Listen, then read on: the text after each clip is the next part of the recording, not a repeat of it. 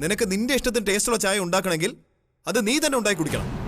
അതല്ലാതെ മേലനങ്ങത കിട്ടുന്ന സാധനത്തിനെ കുറ്റം പറയല്ല വേണ്ടത്.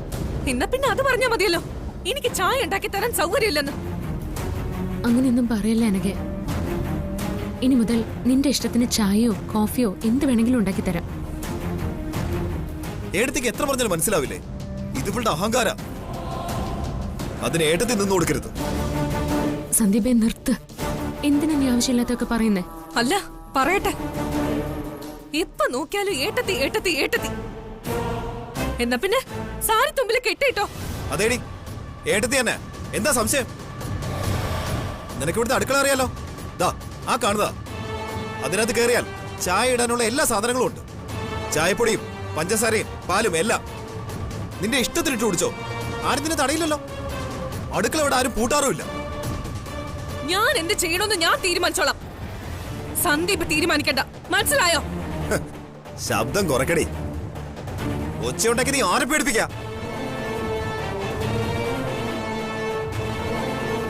ആ കൃത്യസമയത്താ വന്നത്. അമ്പിളി ചേച്ചി പോയിക്കോ, ഇവിടെ ഇത്തിരി ജോലിയുണ്ട്. ഞാൻ ചെയ്തോളാം. വേണ്ടെന്നേ, ഇത് ചെയ്യവിടെ വേറെ ആളുണ്ട്. അമ്പിളി ചേച്ചി പോയിക്കോ.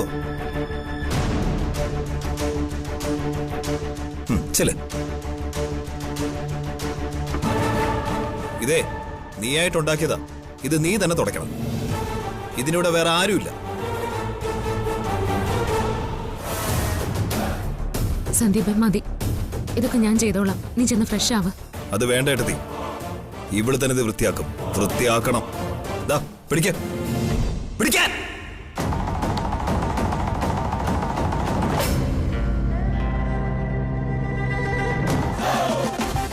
നീ തന്നെ ഇത് വൃത്തിയാക്കണം. ഇല്ലെങ്കിൽ ഇന്നിവിടെ നടക്കുന്നതേ വേറെ ആയിരിക്കും. കുറെ നാളെ ഞാനിത് സഹിക്കുന്നു. തുടങ്ങി.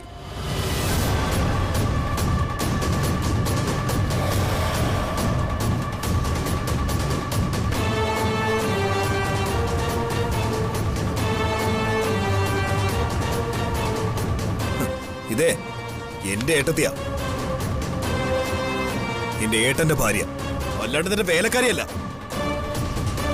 അങ്ങനെയാണ് നിന്റെ വിചാരമെങ്കിൽ അത് ഇതോടെ നിർത്തിക്കോണം.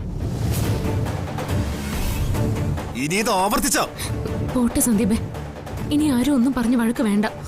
സഹി കെട്ടിട്ടാ ഏട്ടത്തി. ഒത്തിരി പറയാനുണ്ട്, വേണ്ടാന്ന് വെച്ചിട്ടാ. സ്നേഹവും ബഹുമാനും കരുതലും ഒക്കെ ചോദിച്ച് വാങ്ങേണ്ടതല്ല അനക്ക്. അതൊക്കെ ഹൃദയത്തിൽ നിന്ന് തനിയെ വരേണ്ടതാ. അത് നീ മനസ്സിലാക്കിക്കോ.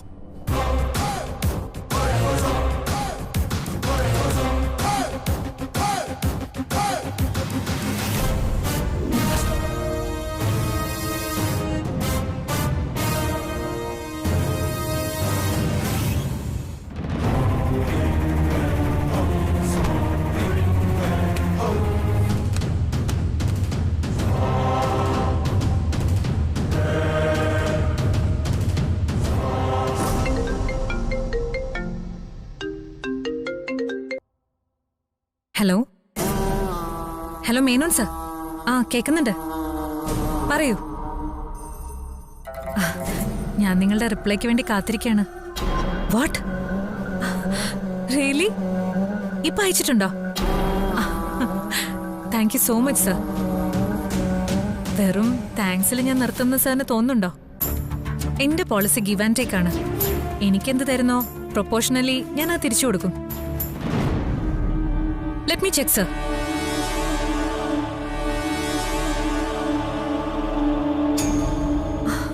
Yes. എങ്ങനെ നന്ദി പറയണമെന്ന് എനിക്കറിയില്ല സർ. അന്ന് മീറ്റിംഗിൽ സച്ചി പങ്കെടുത്തിരുന്നെങ്കിൽ നമുക്ക് ഈ ഡീൽ ഉറപ്പിക്കാൻ ചില കളികളൊക്കെ കളിക്കേണ്ടി വന്നേനെ. അവൻ വരാത്തതുകൊണ്ട് സിമ്പിളായിട്ട് കാര്യങ്ങൾ കഴിഞ്ഞു. അപ്പോൾ ഇനി മുതൽ നെല്ലിശ്ശേരി കൺസ്ട്രക്ഷന്റെ സബ് കോൺട്രാക്ട് സാറിനാണ്. അതായത് നമ്മൾ ഒന്നിച്ച്. ഓക്കെ, അപ്പൊ നേരിൽ കാണാം. ജീവിതകാലം മുഴുവൻ കൂലിയില്ലാതെ ജോലി ചെയ്യാന്ന് അവന്തിക ആർക്കും വാക്ക് കൊടുക്കുകയോ ശപഥം ചെയ്യുകയോ ചെയ്തിട്ടില്ല. ഇനി മുതൽ കൂലി വാങ്ങി തുടങ്ങാൻ പോകുന്നു. Idiot! Stupid! Nonsense! നീ ആരെ ഈ ചീത്ത വിളിക്കുന്നേ? അവനെ, ആരെ? ആ സന്ദീപിന്. എന്റെ മുഖത്ത് നോക്കി അവൻ ചോദിച്ച ചോദ്യം എന്താണെന്നറിയോ ചേച്ചിക്ക്? ഞാൻ ഇവിടുത്തെ ആരാന്ന്. വീണ്ടും വീണ്ടും അവൻ ചോദിച്ചു ഞാൻ ഇവിടുത്തെ ആരാന്ന്. നീ ആരാ ഇവിടുത്തെ? ചേച്ചി അത് തന്നെയാണ് ചോദിക്കുന്നത്? അതെ, അത് തന്നെ. നീ ആൻസർ പറ. നീ ഇവിടുത്തെ ആരാ? പറയാൻ പറ്റുന്നില്ലല്ലേ? നീ ആരുമല്ല, ആരും. അതാണ് ഉത്തരം. നീ ആരൊക്കെയോ ആണെന്ന് നിനക്ക് തോന്നുന്നതേ ഇവിടെ ആരുമല്ലാത്ത നിനക്ക് അവരാരൊക്കെയോ ആണെന്ന് കരുതി തരുന്ന സ്ഥാനം കൊണ്ടാ. അതുകൊണ്ടാ നിനക്കിവിടെ കിടന്ന് അട്ടഹസിക്കാനും അഹങ്കരിക്കാനും ഒക്കെ കഴിയുന്നത്. തലമറന്ന് എണ്ണ തേക്കരുതെന്നൊക്കെ പഴമക്കാര് പറയും. അതാ നീ ചെയ്തേ. എനിക്കറിയാം ചേച്ചി അവസാനം ഇതൊക്കെ പറയൂന്ന്. അവനും അവളും ചേർന്ന് ഇനി എന്നെ പറയാനൊന്നുമില്ല. നീ ഈ പറയുന്ന അവനും അവളും ആരൊക്കെയാ? സന്ദീപും അർച്ചനയും. സന്ദീപ് ഒറ്റയ്ക്കായിരുന്നെങ്കിൽ എന്നെ തല്ലിയാലും എനിക്ക് സങ്കടമില്ലായിരുന്നു. ഇതിപ്പോ അവളുടെ മുന്നിൽ വെച്ച് എന്നെ ചീത്തയും പറഞ്ഞു. എന്നെ കൊണ്ട് നിലവും തുടപ്പിച്ചു.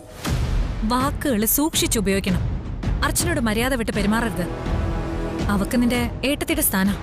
പിന്നെ ഏട്ടത്തി എനിക്കൊരു ചായ ഉണ്ടാക്കി തന്നു, കാടിവെള്ളം പോലെ. അതിന് പരാതി പറഞ്ഞ എന്നെയാ സന്ദീപ് അപമാനിച്ചത്. അവന്റെ ചെകിട്ടത്തിട്ടൊരെണ്ണം കൊടുക്കാനാ തോന്നിയത്.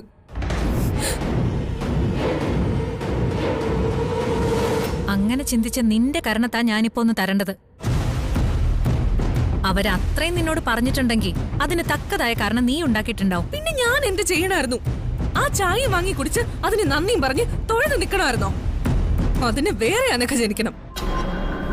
നീ എത്ര നിസ്സാരമായ കാര്യത്തിനാ ഇത്രയും പ്രശ്നം ഉണ്ടാക്കിയെന്ന് ആലോചിച്ച് നോക്കി. ഒരു ചായക്ക് വേണ്ടി അവരുടെ മുമ്പിൽ നീ അപമാനിതേ. ആ, അർച്ചന ഇടുന്ന ചായ മോശമാണെന്നൊന്നും ഞാൻ സമ്മതിക്കില്ല.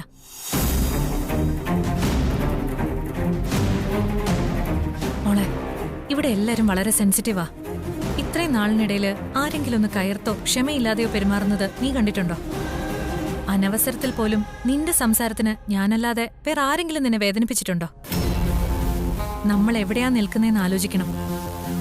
കുറഞ്ഞ പക്ഷം സന്ദീപിനോടെങ്കിലും നീ സൗമ്യമായിട്ട് പെരുമാറണം.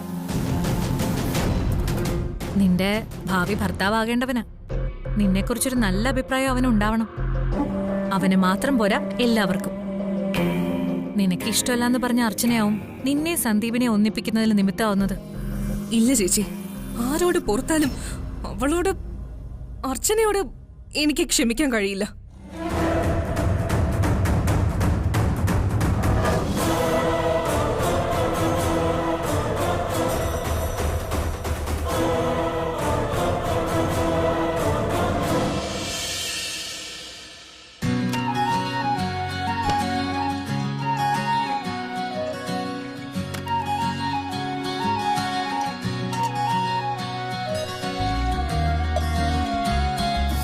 എഴുതി ഇവിടെ എന്നെ എടുക്കുവോ? എഴുതിക്ക് മറിക്കേ, ഞാൻ ചായ ഉണ്ടാക്കാം. സന്ദീപ് പറഞ്ഞിരുന്നെങ്കിൽ ചായ ഞാൻ കൊണ്ടുവരായിരുന്നല്ലോ. ഞാൻ ഇട്ടുതരാം. വേണ്ട, ഒരു ചായ ഉണ്ടാക്കാനൊക്കെ എനിക്ക് അറിയാമോ എന്ന് നോക്കട്ടെ. ഏട്ടത്തി ഇവിടെ നോക്കിയാൽ മതി.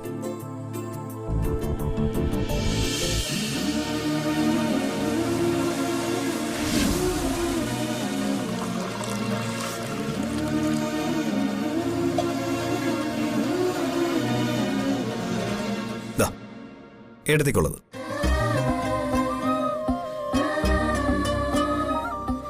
എനിക്കിപ്പോ ചായ വേണ്ട സന്ദീപ്. ഞാൻ അനഘയ്ക്ക് ചായ ഉണ്ടാക്കുമായിരുന്നു. എടുത്ത് ഇത് കുടിച്ചേ. അവൾക്ക് വേണമെങ്കിൽ അവളൊന്ന് കുടിക്കട്ടെ. അതല്ല, എനിക്കിപ്പോ വേണ്ട. അതെന്താ, ഞാൻ ഉണ്ടാക്കിയോണ്ടാണോ? അയ്യോ, അതല്ല സന്ദീപേ. ഒന്നും പറയണ്ട, കുടിച്ചേ പറ്റൂ. ബാക്കി എല്ലാവർക്കും വേണ്ടി ചായ ഇട്ടുകൊണ്ട് നടന്ന് കുടിപ്പിക്കാൻ എടുത്തേക്ക് നല്ല മിടുക്കാണല്ലോ. ദേ പിടിച്ചേ, കുടിക്കേ.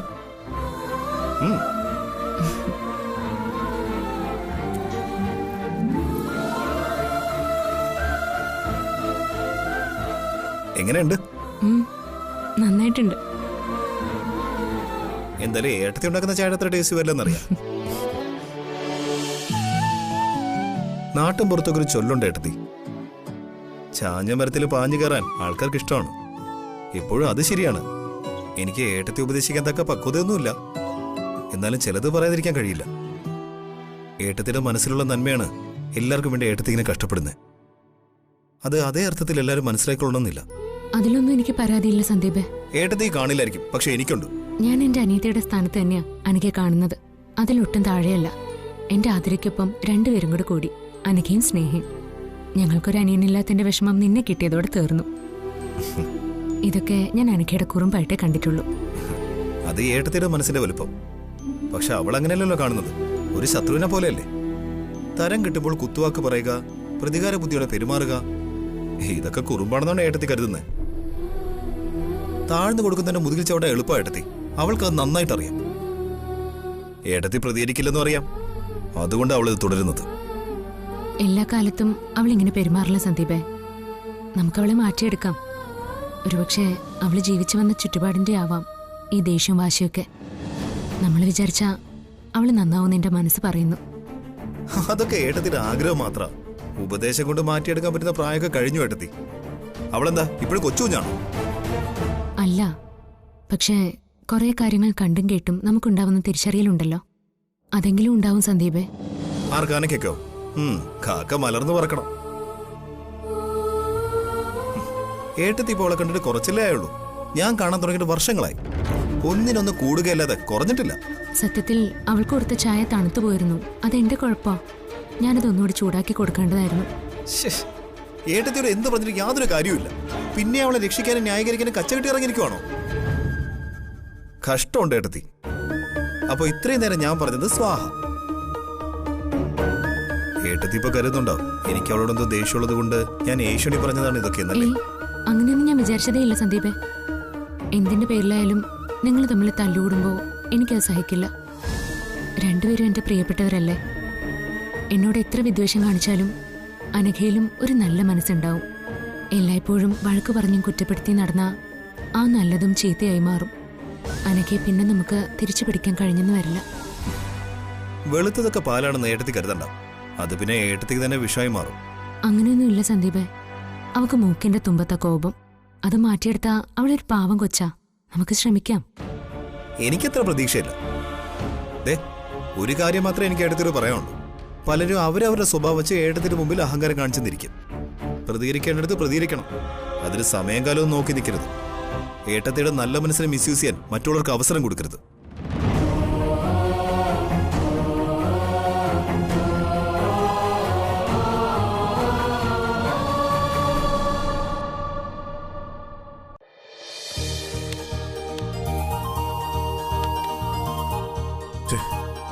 എവിടെയാ വെച്ചെന്നൊരു ഓർമ്മയില്ലല്ലോ.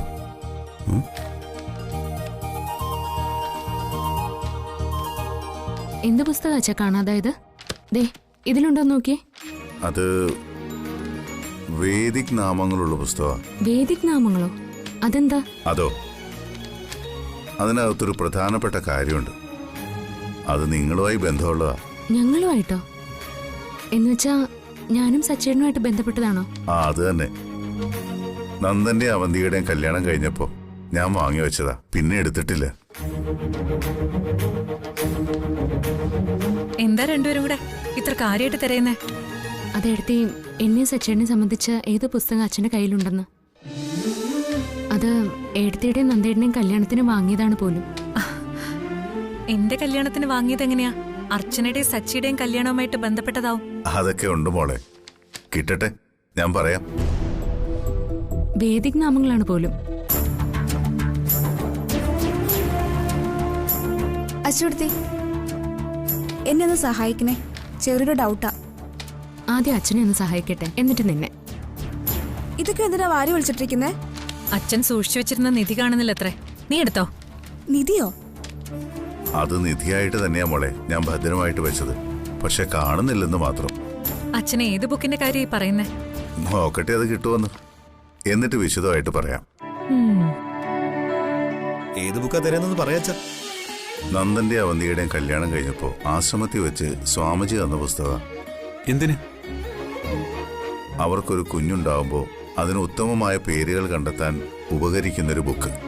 വേദിക് നാമങ്ങളാ അതിൽ മുഴുവൻ.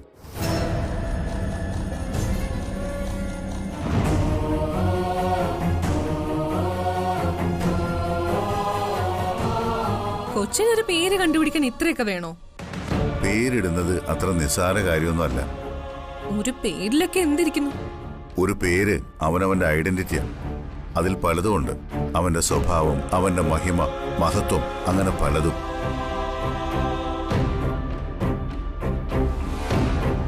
ഞാൻ ആ ബുക്കെടുത്ത് സൂക്ഷിച്ചു വെച്ചതാ. സച്ചിയുടെ കല്യാണം കഴിഞ്ഞ ആവശ്യം വരുമെന്ന് കരുതി. അതാ ഇപ്പൊ കാണാതായത്. ഓ, അതിനകത്ത് നിന്നും അച്ചുവേട്ടത്തിക്ക് സച്ചിയേട്ടൻ ജനിക്കാൻ പോകുന്ന കുഞ്ഞിന്റെ പേര് അച്ഛൻ സെലക്ട് ചെയ്യും. അതാണ് അച്ഛൻ ഇത്രയും ചുറ്റി വളഞ്ഞുകൊണ്ടുവന്ന കാര്യം. അതിന് ബുക്കിന്റെ കാര്യം എന്താ അച്ഛാ? മോളെ, അതിൽ ലക്ഷണയുക്തമായ പേരുകളുണ്ട്. ഒരു കുഞ്ഞ് ജനിക്കുന്ന സമയം, ഗ്രഹനില, നക്ഷത്രം, അതിന്റെ സ്ഥാനം, ജനിക്കുന്ന കുഞ്ഞിന്റെ ദേവതാഗണം എന്നിവയൊക്കെ അടിസ്ഥാനമാക്കി ഓരോ പേരുകൾ വേദങ്ങളിൽ പറഞ്ഞിട്ടുണ്ട്. അത്തരം ഒരു പേര് എന്റെ പേരക്കുട്ടിക്ക് ഇടണമെന്ന് എനിക്ക് ആഗ്രഹമുണ്ട്.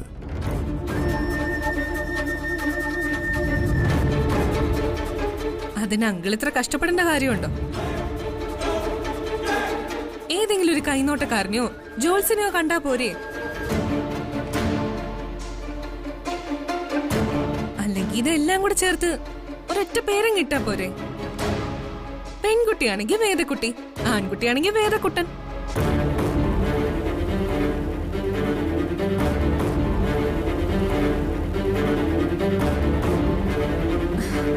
നിനക്ക് കളി പറയാൻ കണ്ട നേരമാണോ ഇത്? അല്ല ചേച്ചി, ഞാൻ അങ്കിളുടെ നിഷ്കളങ്കത ഓർത്ത് പറഞ്ഞതാ. അവൾ എന്ത് വേണമെങ്കിലും പറഞ്ഞോട്ടെ, എങ്ങനെ വേണമെങ്കിലും കളിയാക്കിക്കോട്ടെ. പക്ഷേ എന്റെ ആഗ്രഹം ഇതാ. മരിക്കുന്നതിന് മുമ്പ് എനിക്ക് എന്റെ പേരക്കുട്ടികളെ കാണാൻ കഴിയുമെന്ന് അറിയില്ല.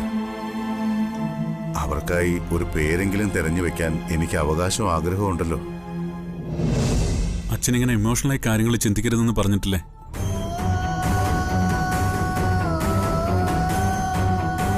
ഞാൻ ഇമോഷണൽ ആവും സച്ചി.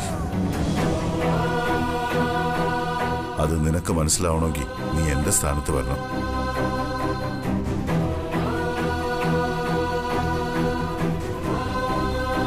എല്ലാവരും അങ്ങനെയാ. ഞാൻ അച്ഛനായപ്പോഴാ മക്കളുടെ സ്വപ്നം ഉണ്ടായത്.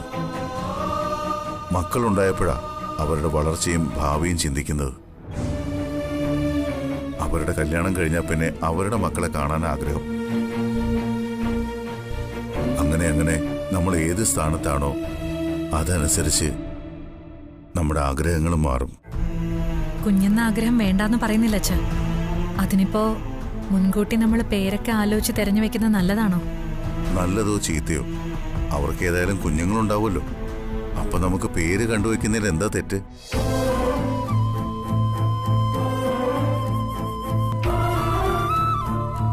കുഞ്ഞുണ്ടാകുന്നതിന് മുൻപേ കുഞ്ഞിന്റെ ജാതകം ഉണ്ടാക്കുന്ന പോലെയാണല്ലോ ഇത്. അനഘയൊന്നും മിണ്ടാതിരിക്കുന്നുണ്ടോ? അച്ഛാ, ഇതിനൊക്കെ ഇനിയും സമയമുണ്ടല്ലോ. അച്ഛൻ എപ്പോഴും ഇത് തന്നെ ആലോചിച്ചോണ്ടിരിക്കുന്ന എന്തിനാ? വേറെ എന്തൊക്കെ കാര്യങ്ങളുണ്ട് ആലോചിക്കാനായിട്ട്? അപ്പോ നിങ്ങൾക്ക് ആർക്കും എന്നെ മനസ്സിലാവുന്നില്ല. എന്റെ മനസ്സെന്താണെന്നോ എന്റെ വിഷമം എന്താണെന്നോ ആർക്കും അറിയില്ല. ഞാനീ പറയുന്നത് നിങ്ങൾക്കൊക്കെ തമാശയായിട്ടോ ചിലപ്പോ എന്തെങ്കിലും മനോരോഗമായിട്ടോ തോന്നുന്നുണ്ടോ?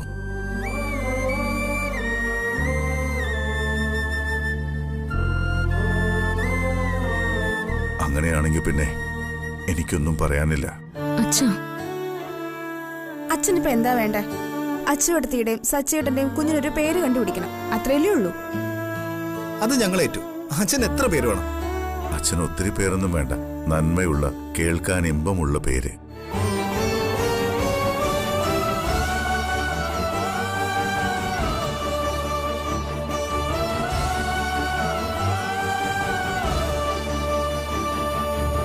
ലേഡീസ് ആൻഡ് ജെന്റിൽമാൻ, അവന്തിക ഏട്ടത്തിയും അനഘയും ഞാനും സ്നേഹയും സച്ചിയേട്ടനും അച്ചുവേച്ചിയും തമ്മിലൊരു മത്സരം, നെയിം ഹണ്ടിങ് മത്സരം. ഓക്കെ? അച്ഛനെ ഞെട്ടിച്ചു കളയണം. അച്ചുവേട്ടത്തി മോന്റെ പേരും സച്ചിയേട്ട മോളുടെ പേരും. ഓക്കെ?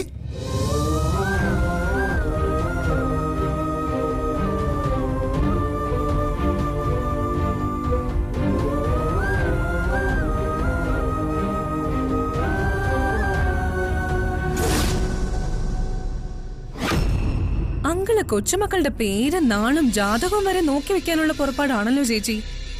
ഇത് എന്തുദ്ദേശിച്ചാ? പ്രായമാവുന്നതിന്റെ വെപ്രാളാണെന്ന് കരുതിയാ മതി. ഉടനെ എങ്ങാനും തീർന്നു പോവോ? അങ്ങനെ ഒരു ആദ്യം ഉണ്ടാവും.